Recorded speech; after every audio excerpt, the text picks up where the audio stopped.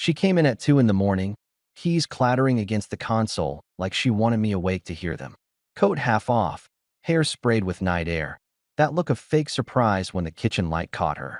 Coffee went long, Lauren said, dropping her purse. Jenna wouldn't stop talking about her new condo. If you don't believe me, call her. Call all of them. I held the fridge door, cold air on my hands. 2 a.m. For coffee. We lost track. You know how it is. You were unreachable for 4 hours. That's not lost track. That's left the planet. She shrugged, kicked off her heels. If it's a problem, dial Jenna right now. Want the number? I'll put it on speaker. You'll hear her half asleep and cranky. My jaw clicked once. I didn't take the bait. Go to bed, Lauren.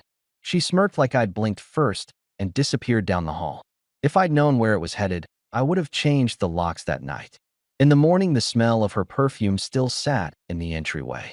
I made eggs and packed my lunch for the shop. She brushed past me, hair in a neat bun, pretending we were fine. You're quiet, she said, buttoning her blouse. I like facts. Last night gave me none. You still going on about that? She reached for my cup. Relax. If you need a timestamp, I can text Jenna. Or you can call my mom and ask what time she got home from her book club. She'll tell you it ended at 9:30. That help your schedule. You're mixing people, times, and tone. It doesn't help anything. Then what does? She stared at me over the rim. You want me to sign out every hour? I want a partner who doesn't turn the house into a bus station at 2 a.m. I took my keys. Tonight, if you're out past 10, send a text. Not a novel, just a text. That's controlling. It's clarity. She smiled at the word like it was a cheap tie. Sure, clarity. At the shop, the smell of rubber and oil is honest. I run a small place in Addison. 3 bays, 2 techs, steady business. Mike, my lead, looked at me over a Camry hood. You look like you slept in that jacket, he said. Domestic turbulence. Let's call it interesting air currents. I hung my jacket on the hook. He wiped his hands. Her or you? Her. Back at 2 a.m. coffee with friends. Mike whistled. In this economy, coffee's powerful. I'm not going to play sheriff, I told him. I'm going to get facts. You going to hire somebody? I already did. I held up a card I'd pocketed on the way out. Jack Pierce, Investigations. He came recommended by a customer who went through a rough split. I'd called at 7:30 and left a message.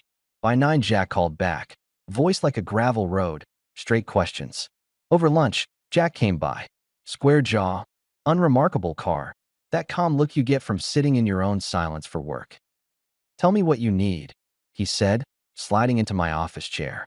My wife says she's with friends a lot. She's not. I don't care about drama.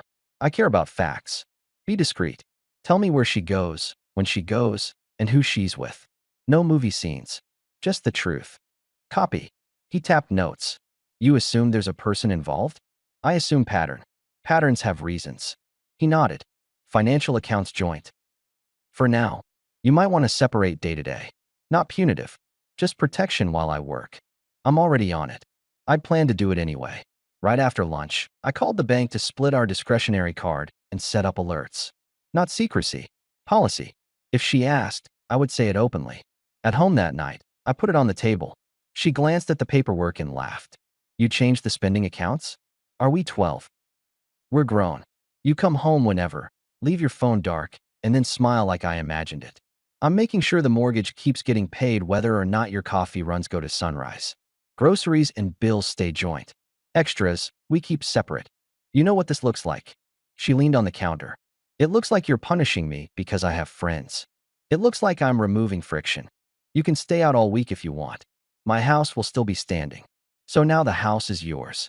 She laughed again, too loud for the room. Got it. This is me being calm, I said. You should love it. She rolled her eyes and took her laptop to the couch.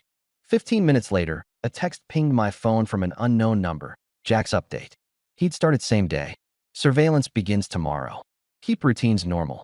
I kept them normal, meaning I went to the shop, handled customers, coached my nephew's Little League practice on Thursdays, and stopped doing the nightly check-in calls out of habit. When Lauren noticed, she poked. Where's my you good text?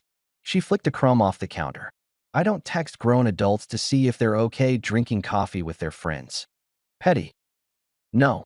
Efficient. Friday she was out late again. Saturday morning, she played board roommate. We had a neighbor barbecue down the block. I went alone. Patty from next door, a retired nurse with a straight-shot mouth, cornered me by the cooler. "Lauren's out a lot lately," she said, offering me tongs like a microphone. "Everything okay?" "We're reviewing policies," I answered, flipping brats. "I like clarity." "I like that word." Patty squinted at me. "If you need me to feed the cat while you review, I'm around." "Appreciated." Lauren arrived halfway through the barbecue, sunglasses on, laugh loud. She was bright with attention. She pecked my cheek like public relations. "Miss me?" she asked, grabbing a plate. "We live in the same house," I said. She caught the tone and turned it into a bit. "He's mad because I'm popular. Isn't that cute?" She told this to a few neighbors with a wink, collecting laughs that landed on me like darts. I let it travel and then raised my voice enough to carry. "Quick heads up," I said. "If anyone texts me after 10 asking where Lauren is, I won't know. She's off the clock for check-ins. That's our new system." She stopped mid-scoop. A couple faces tilted. Not scandal, just air cooling by a degree. That was my public boundary. Neutral, stated, no theater. She leaned in, whispering between teeth. "Really? Really?" I popped a can of seltzer and handed it to her like peace. She took it, smiled too wide for the crowd, and drifted off. 10 minutes later, she was animated, loud story about Jenna's condo again, the city views, the new couches. Comfort. Upgrades. The little theme you notice when you listen. That night, when we got home, she softened. She came into the garage while I put away the folding chairs. "I shouldn't have made you a joke," she said, tracing a finger on the workbench. "It was cheap. Thanks for saying that." I slid a box of nails into place. "I'll text when I'm out late." "Happy?" She looked up. "Yeah," I said. "That's a start." We had a solid 48 hours. Sunday we actually cooked together, light banter, Netflix running in the background while we folded towels. Monday she packed me a lunch like it was a memory from earlier days. Turkey sandwich, a note on the napkin. Trying. That was the first softening. It looked right. It felt rehearsed. I didn't fight it. I filed it. By Wednesday she forgot to text and rolled in after midnight. She dropped the keys louder than before. "Jenna's cat got sick," she called from the hall. We ran to the vet. "Send me a photo of you at the vet," I said from the bedroom doorway. Calm voice, no heat. "You don't trust me." "I asked for a photo of a public place you say you were at. It's not a diary. It's a snapshot." She pulled out her phone and tossed it on the bed. "Here, scavenge what you need. I'm not playing with your apps at 1 in the morning. Then go to sleep and stop acting like a hall monitor. I'll sleep when facts visit the house." I handed the phone back. She rolled away and turned off the lamp. I stared at the ceiling long enough to hear the dishwasher click. Thursday afternoon, Jack called. I stepped outside the bay, grease on my knuckle. "Got movement," he said. "Your wife's patterns are consistent." Monday lunch at Riverwalk with a male, tall, late 30s. Tuesday gym together. Wednesday a drive out to Naperville, parked and talked for an hour. Today she met him at a travel agency on Jefferson. Travel agency? The word sounded like it belonged to the 90s. Yep, old school. They picked up a packet. "I've got photos. Want them now or end of week?" "Send now." I texted him my email and stood behind the shop, leaning against the cinder block wall. He sent a set that would make anyone's comm get new teeth. No handsy nonsense, just body language that said familiarity. Heads close. Private smiles that weren't mine. At the travel agency, they held a glossy brochure with the Eiffel Tower on the cover. I went back in and finished a break job like I hadn't seen it. At 6 I drove home, grilled chicken, ate at the counter. Lauren was at Jenna's. If I called, would Jenna answer and improvise? Maybe. I put my phone face down. Friday at 10:12 a.m., while I was torquing lug nuts, Jack called again. "Update," he said. "She's at O'Hare. Terminal 5. With the same male. I've got shots of them at the check-in counter." He rolled their bag. "They're holding hands. They just passed security." "Destination?" My voice came out steady like a level line. "Paris. I'm attaching the boarding passes photo. Gate K something. Flight leaves at 11:15. I looked through the bay doors into the parking lot. Blue sky, nothing dramatic. "Okay. You want me to keep eyes till wheels up?" "That's enough. Send me the photos. On your email in 1 minute." He hung up. I walked into my office, shut the door, and opened the inbox. There it was, her walking up to the counter with him, the Eiffel Tower on the digital board behind them like a punchline. Their hands together in the line to the metal detectors. One photo showed her head tipped on his shoulder like she was boarding a bus for summer camp. At 11:04, text buzzed. "Hey babe," Lauren typed. "I landed a crazy last-minute deal. Paris with the girls. Don't worry. I'll be back in a week. It was too good to pass up. We'll FaceTime from the hotel. Love you." I stared at the message. The timing could have been funny if you lived in a sitcom. I typed back without rage, without punctuation beyond what I needed. "Hope you have fun with him. There will be divorce papers waiting when you get back." 3 dots appeared, disappeared, appeared again. I watched them the way you watch a thermometer. The phone rang. I let it go. Another call. Another. Messages started dropping in. "Are you serious? Who is him? Answer me now. You're being insane. I'm with Jenna and Claire. You're embarrassing yourself." I blocked her. Not for noise. For policy. 10 seconds later, email pinged. Subject, "Call me." I closed the laptop. At the bay, Mike stuck his head in. "You good, boss?" "I'm going to be." I checked the schedule. "I'm stepping out for an hour. You and Louise can handle the F-150. He saw something in my face that said, "Don't ask." We got it. I drove to our bank. I took my name off every card that funded anything she could burn through on a whim. I set alerts to my phone only. I pulled our emergency cash into a new account and left everything needed for standard bills untouched. Then I drove to her parents' house. Ed and Marlene live 15 minutes away, a clean ranch with lawn care that could use a ruler. Ed met me on the porch, wiping his hands like he'd been waiting for a project. "Buddy," he said. "What's up?" "Your daughter is out of the country with a man," I said. "She just texted that she's in Paris with the girls." I wanted you to hear it from me and not from her tier radius later. Ed blinked. "What? Let's not speculate. I'll send you the photos I got from a professional. I'm not here for drama. I'm here for your support when she lands." Marlene came to the door with a dish towel. "Support for what?" "Boundaries," I answered. "I'm going to end this marriage cleanly. No screaming. I already closed discretionary money. I'll pack her things and bring them here. If that's okay. I'd prefer she not come back to my house like nothing happened." Marlene put a hand on her chest, then took it down again like she'd caught herself doing something theatrical. We need to talk to Lauren. You'll have your chance when she lands. She will say it is not what it looks like. She will call me names for finding out. She will offer soft words to patch something she already sold. I'm not looking for her version. I'm looking for logistics." Ed stepped aside. "You bring the boxes. We'll make space in the den." I drove home and got to work. I'm not a man who sits on a couch and imagines either doom or rescue. I pulled out her suitcases, folded her clothes into neat layers, taped boxes with the kitchen stuff she brought into the marriage and the small decor she loved. I didn't hurt it. I didn't toss anything. I didn't hold a ceremony.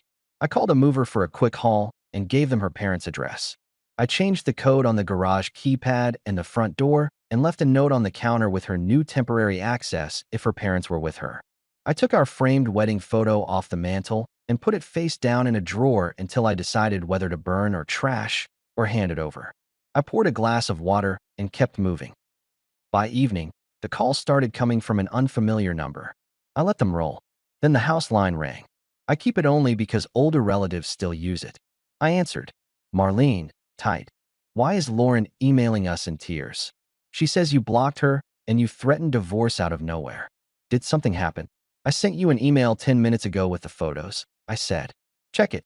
Then call me back." They hung up fast. 5 minutes later, the phone rang again. Ed's voice was different. "Son, those pictures." "I know." He breathed hard into the line and then corrected it. "We'll be at your place when she returns." "When does she get back?" She said a week. "Jack will confirm the flight back." "Who's Jack?" "The professional who took the photos." "Don't worry about him. Worry about your daughter's story when she walks in with a carry-on full of souvenirs and a script." Marlene's voice came on, small. "I'm sorry you're seeing this." "I'm not sorry. I'm informed. Bring boxes tomorrow morning. I'll drop the first load tonight." The first illusion of change had already come and gone. The lunch, the note, the soft tone. She had tried on tenderness like a jacket 2 sizes too big and took it off in the security line at the airport. The second would come later, loud, when she realized the audience had changed.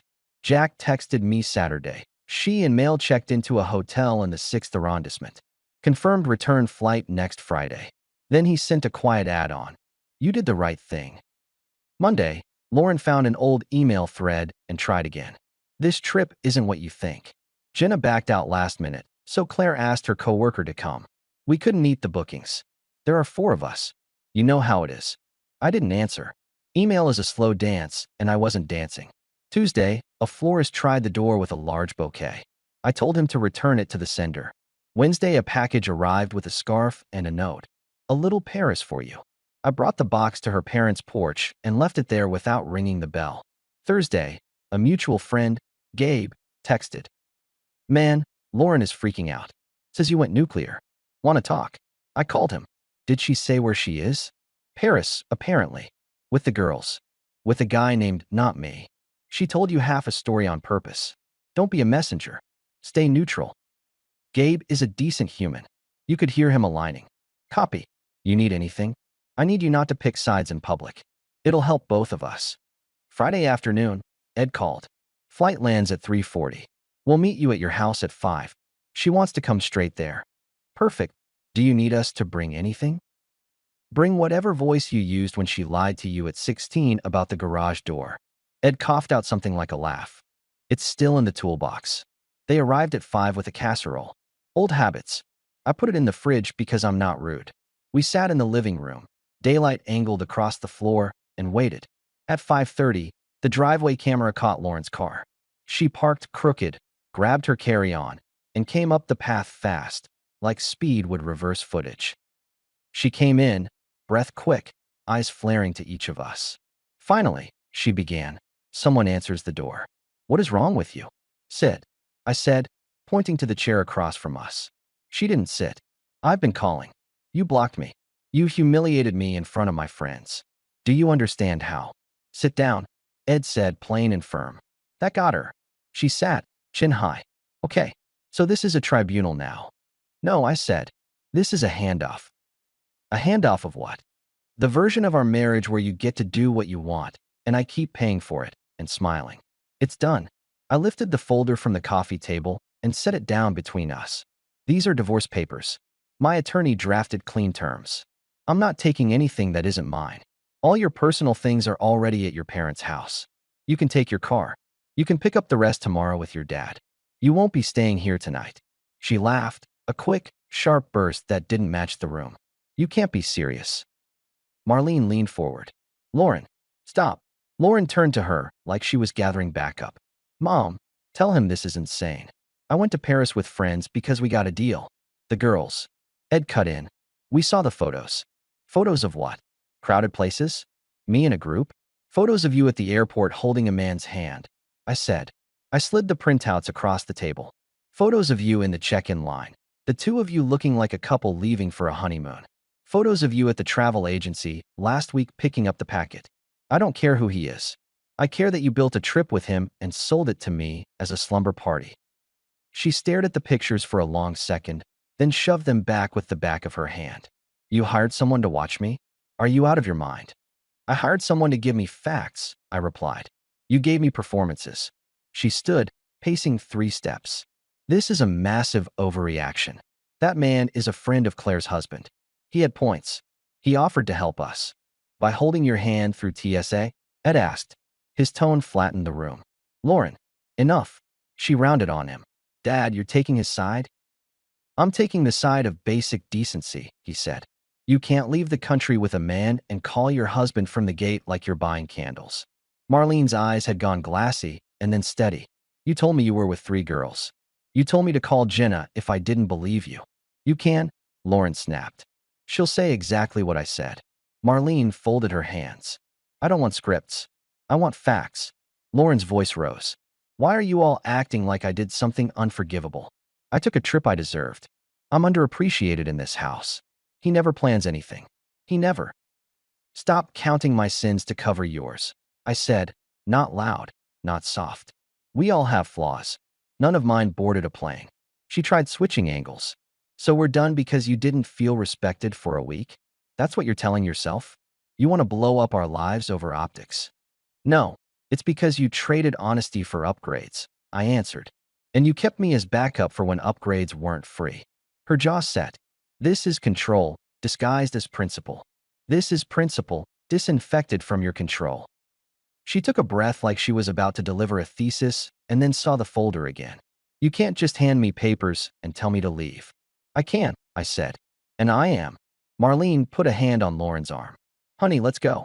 Lauren jerked away. Not until he apologizes for stalking me and calling my parents to gang up on me. I called your parents, I said, because I respect them and because I didn't want you spinning this into a soap opera at their door. And I didn't stalk you. I outsourced honesty. If that word offends you, your problem is bigger than me. She laughed again, a scratchy sound. A week in Paris, and suddenly he's a philosopher. Ed stood. Lauren, you will go with us now. You will stay with us until you figure out what you want to do next. You will not come back here unannounced. You will not try to use your keys, because they won't work.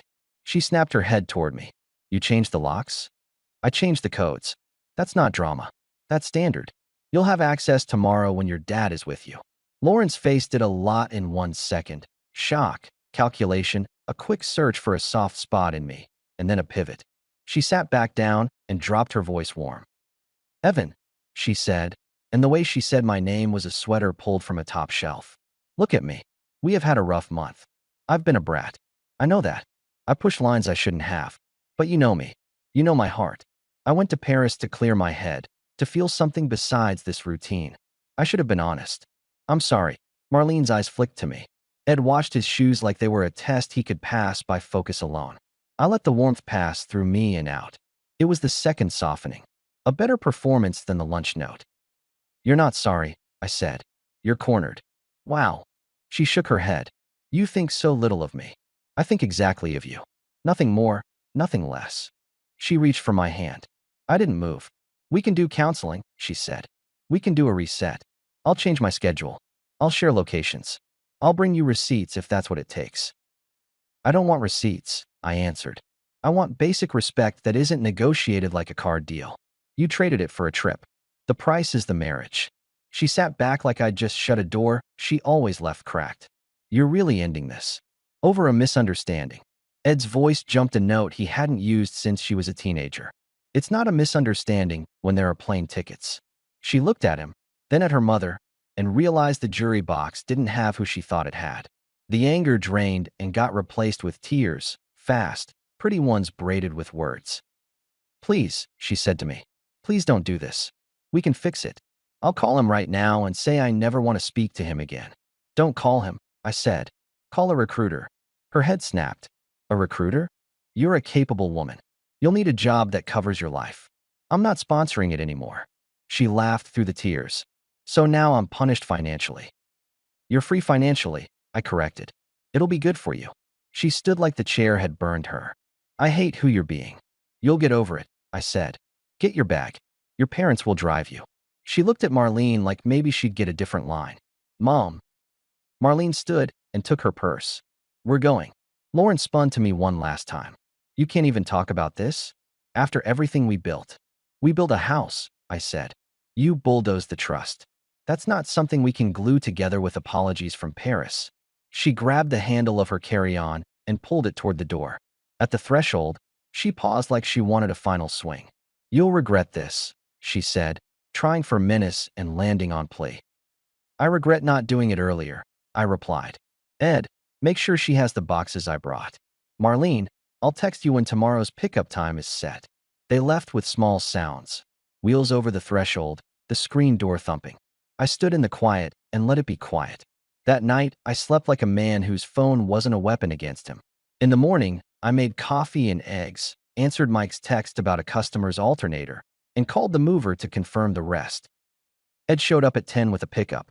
We loaded lamps and a stack of books she loved and that I never touched. He kept trying to apologize. Don't, I said. You did what parents are supposed to do. You looked at the truth, and you didn't blink. He nodded, jaw working. She'll have a hard week. She built it. She can unbuild it. I handed him a box labeled winter coats.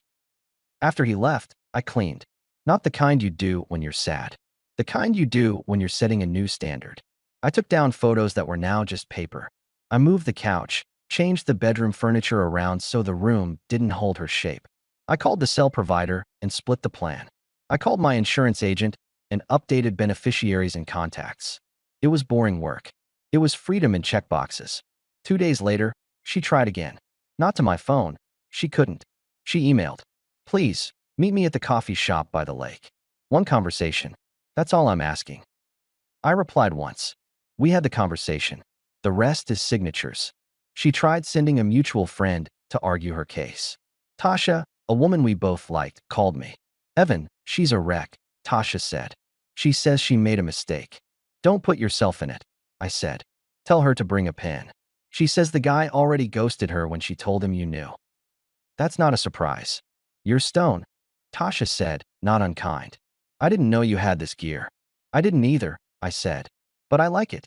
The divorce moved so fast it would make a clerk happy. No fights, no extra meetings. She knew the terms were fair. She didn't have money to hire a big show. Her parents saw to it that things stayed quiet. Ed drove with her to sign. Marlene waited in the car. A month later, my house was only mine. The silence felt like integrity, not emptiness. I shifted my schedule at the shop, added an early morning slot for customers who like dropping keys before work. Mike noticed me breathing easier. You're lighter, he said, handing me a socket. I stopped carrying someone else's fog, I told him. On weekends, I took my nephew fishing at Bussey Woods. I rebuilt the workbench in the garage and turned the spare bedroom into a small office with a worn leather chair I finally bought because I wanted one. I traded the old sedan for a used truck in good condition. Nothing flashy, just competent. I started going to a gym that isn't about nonsense. A woman there, steady eyes, smart mouth, spotted me on bench and made a joke about my form that wasn't cute. It was accurate. Her name is Grace. We've had coffee twice. She asks direct questions. She doesn't disappear at midnight. As for Lauren, I hear about her casually. Not because I ask, but because life is nosy. Patty from next door saw Marlene loading groceries with her. She's staying with them. Patty told me, handing me back my hedge trimmer. Looks rough. I hope she finds her footing, I said, and I meant it. Ed texted me once. She's looking for work. She asked about coming by to get the last boxes. I told her to coordinate with me first. Proud of you. Proud of us. He's a man who doesn't say proud lightly. The last time I saw Lauren was at the grocery store, cereal aisle. She froze like a deer when she saw me and then pulled herself together. Hi, she said flat. Hey, I replied. You look different, she said. Probably because I sleep. She tucked hair behind her ear.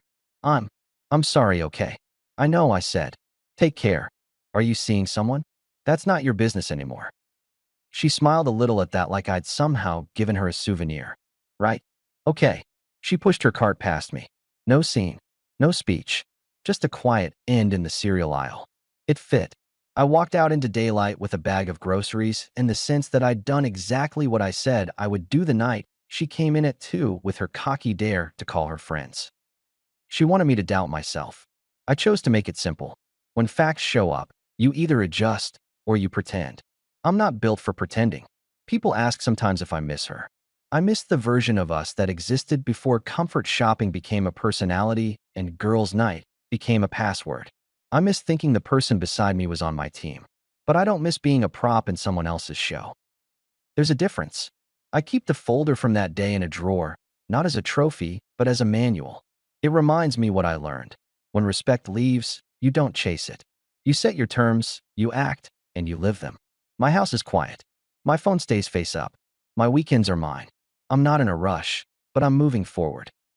Grace texts me about hiking trails and recipes that actually work. My nephew asks when we're going back to the lake. Mike ribs me about starting to smile at work customers like a normal person. Patty waves from the sidewalk with her dog. Lauren is at her parents' place, updating her resume, figuring out a different life than the one she tried to shortcut. The man from Paris isn't in the picture. That's how it goes. People who make you feel like an upgrade rarely hang around when your flight lands. She'll be fine. So will I. Especially me. On her last day picking up boxes from my garage, she asked me for one last thing. Can you at least tell me what hurt you the most? She said, not angry. Curious, maybe. I set the box on the tailgate and looked at her. It wasn't the trip, I said. It was that after you booked it with him, you still wanted me to carry the image of being your safe place. You wanted both. Comfort and a backup. That's not love.